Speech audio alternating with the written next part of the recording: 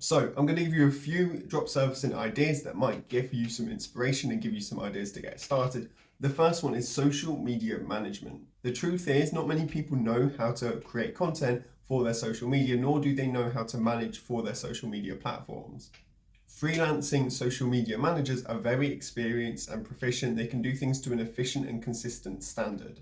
They will be happy to improve your client's social media presence, maybe with consistent posting, maybe with consistent brand image, and they will just be able to improve the overall feel of that social media.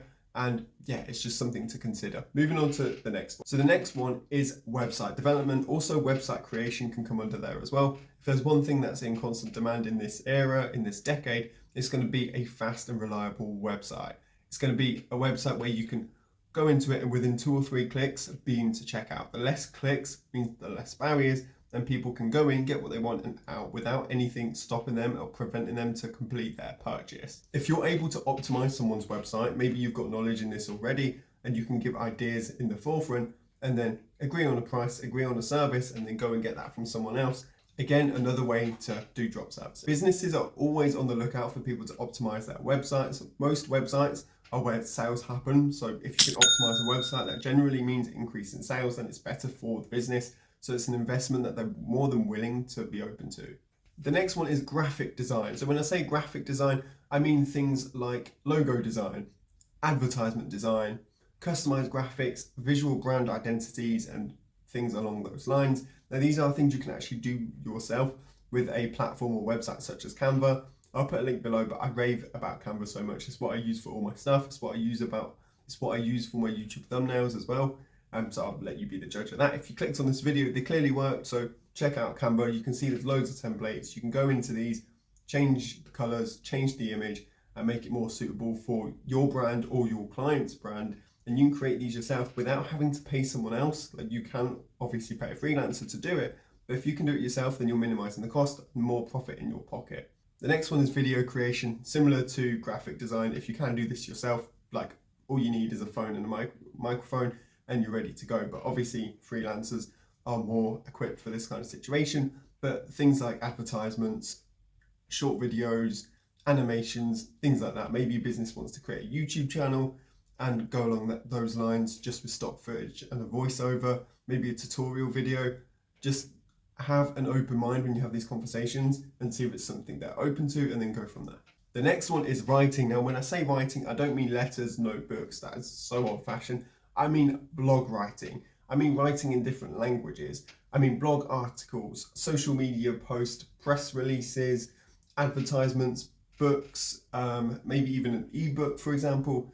Think high tech. There are so many options for this, and it's entirely up to you which route you want to go down. You might want to be a ghostwriter.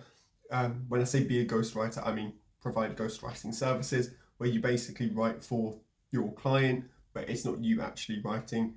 It's under the client's name, but then it's also not you that's not actually writing. It's the freelancer that's not actually writing.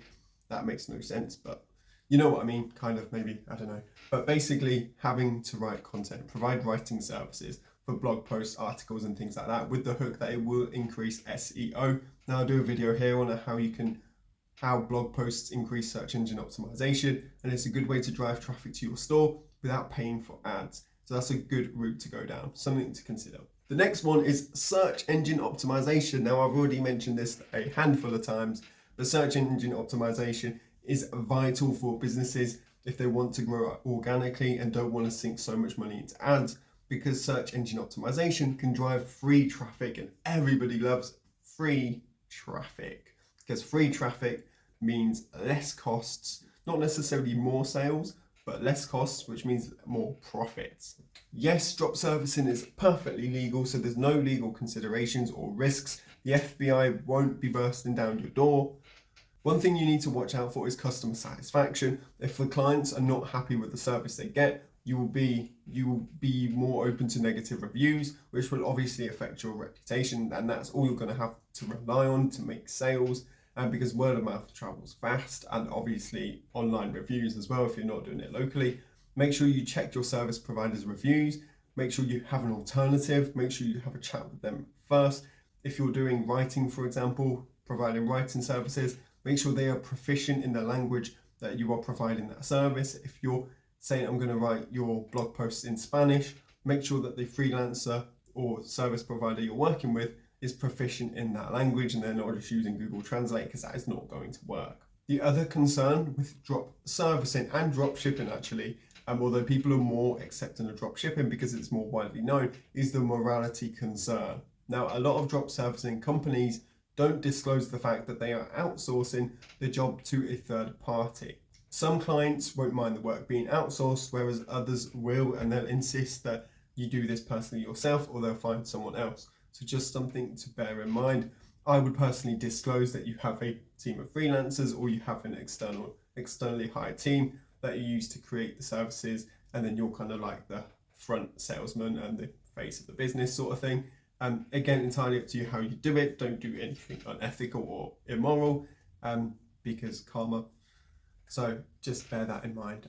Just something to consider. But on that note, that's all from me. If you learned something new, hit the like button, hit the subscribe button, go watch my other videos because I have loads of them. I also post every week without fail because I drop a lot of value and it's worth watching.